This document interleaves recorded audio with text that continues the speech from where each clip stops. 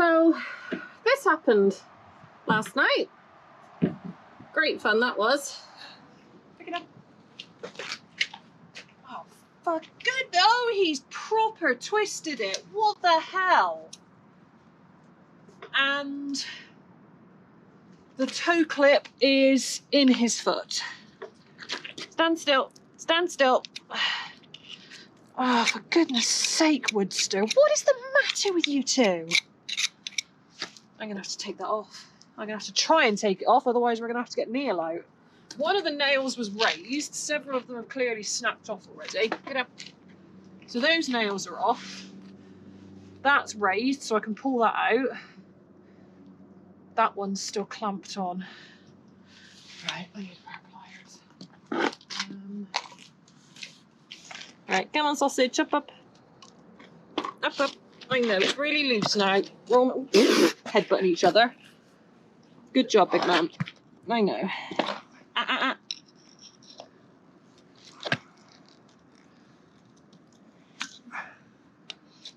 Because once I can get it out far enough, I can... Ooh. Ooh. That might be a bit more. I can get another few millimetres. I can get that underneath the head. Oh, his foot is heavy.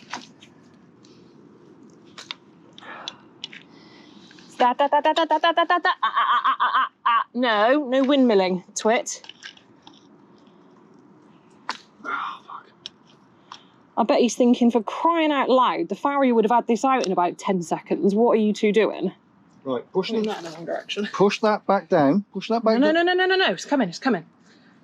Oh, for fuck's sake. But if you push it back down, I can get a good grip and lever it out like I did last time. Yeah. Try it. There. Yes. There. Yay!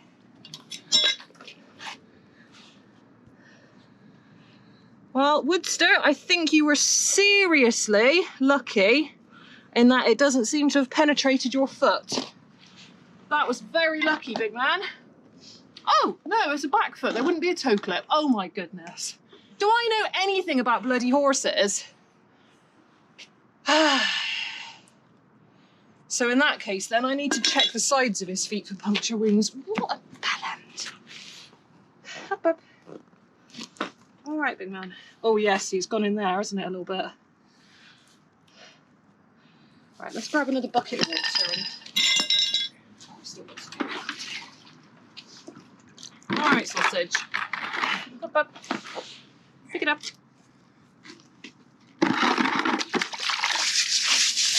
Sorry, don't need to give you a bath then. Oh, I think he's okay. He's taken a bit of hoof out, but he's probably going to be a bit bruised and a bit sore, but I don't think he's done any real damage.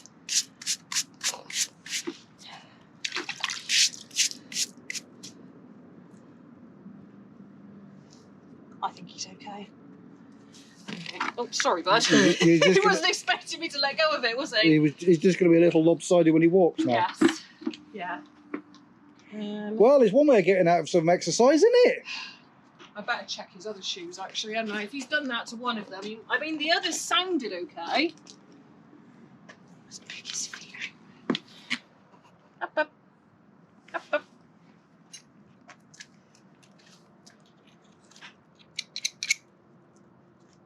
Well, that is where it's supposed to be. And it looks good. He's actually bent that other shoe. He's twisted it. Up, up. Oh, is he done it to this one as well? He fucking has! What the hell? What has he done? Is that one loose? It wasn't loose though. This has got a slight twist in it, I think. Or am I being paranoid? I think you're being paranoid. If the shoe is if the shoe is solid and contact all the way round. I feel like that's raised up more than the other side. That looks like there's a slight twist in this to me. Okay. Look at this one. Up, up. Up, up.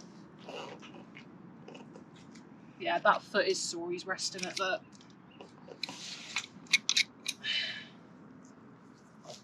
well, that's as it should be. Though that nail's a bit raised. So that nail's probably going to wiggle its way out. I mean, it's not a massive deal. The others are still good. Yeah. 9 days he's had those shoes on. Mummy's not pleased. No, she bloody well isn't. Look at the state of me. Ugh, horse. I'm trying to figure out how exactly. I mean, if you look at. I mean, that's how the shoe would have been on him. So how has something... Oh, okay. This is how it would have been on him. Yes. So something... I wonder if Blue has been dicking around behind him and managed to stand on this corner. Yeah. Because if you look at his other foot, like, it does overhang slightly. I'm convinced this has got a slight twist in it. I think he's done the same on this side. I think they've been proper scuffling, and I think Blue has stood on the back of this somehow. Probably a good job he's got ridiculous amounts of feather to protect his legs, isn't it? I can't see how else that could have happened. I can't figure it out.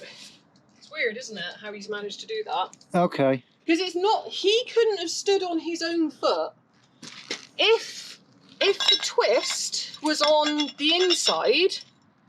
No, that's the outside. Yeah, but... Oh, no, it's on the inside, isn't it? Yes. I mean, if the twist was on this side, then I'd say, yes, he stood on his own foot. Yeah. But because it's like this bit's bent down, there's obviously been weight on this. Yes. Hello, Mr. Sausage. How is our foot feeling this morning, huh? How is our foot feeling? I have to watch you walk out the stable in a minute, make sure you're not lame again. You're a silly boy. You're a silly boy.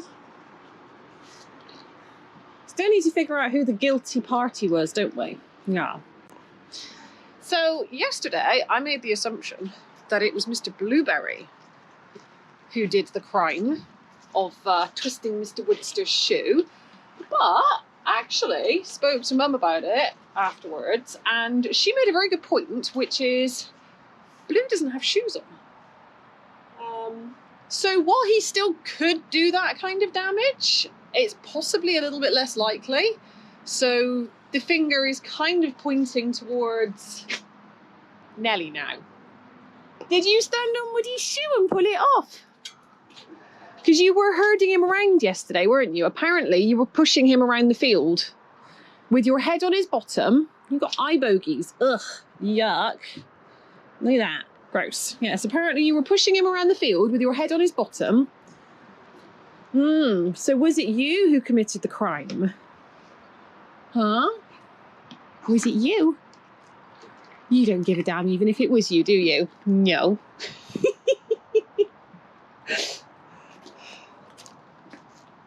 You may be off the hook, Mr. Blueberry. I think she looks a bit guilty, doesn't she? You always get the blame, don't you, darling? You always get blamed for stuff. I'm sorry. See, trouble is, where Blue's got a bit of a reputation as a bad boy, he does tend to get the immediate blame for things. Like, if something gets broken, we usually assume it's you, don't we? Yeah? That's what happens when you spend your youth being a hardcore thug. Everybody just assumes it was you who did the bad stuff. Right, it's time to go out and get some breakfast, huh? Make the most of this grass while we've still got it, guys. Well, it's getting rather soggy out here now. I think our days of grazing are numbered, aren't they, bud? Never mind. They're glad to come off of it when the weather gets disgusting anyway. They don't like being out in the mud and they don't like being out in the wet, so... Ugh. Definitely counting down the days. So I just walked Woodster across the yard to put him out in the field for the day, and his other shoes are definitely not right. So I thought last night that his other back shoe looked like it had a slight twist in it as well. And listening to him walk on the concrete this morning, that shoe is definitely not sitting right. Like, you know, when you can just hear that kind of clunkiness in them and it just has a different pitch to the other shoes when they hit the floor. So I think when I get the farrier out to put that shoe back on, I'm going to have to get him to check. I'm just going to get him to check all 4 feet, because I did notice that one of the nails on one of his fronts had worked loose as well. I would have loved to know what the hell those horses were doing out there yesterday. I mean, I know the boys have been having a massive bro down. It has been escalating the last few days, as you saw from my last video. They've definitely been getting a bit enthusiastic together. But yeah, I can't figure out who has committed the crime. What do you all think? Do you think it was more likely to be Nelly or Blue that done the dirty work on Woodster's shoes? I genuinely can't figure it out. I mean, my instinct said it was Blue because he's the troublemaker of the group, but like I said, Mum does raise a fair point in saying that it's possibly more likely Nelly, due to the fact that she does in fact have shoes on, and so is more likely to do that kind of damage. But I don't know. What do you guys think? Let me know in the comments.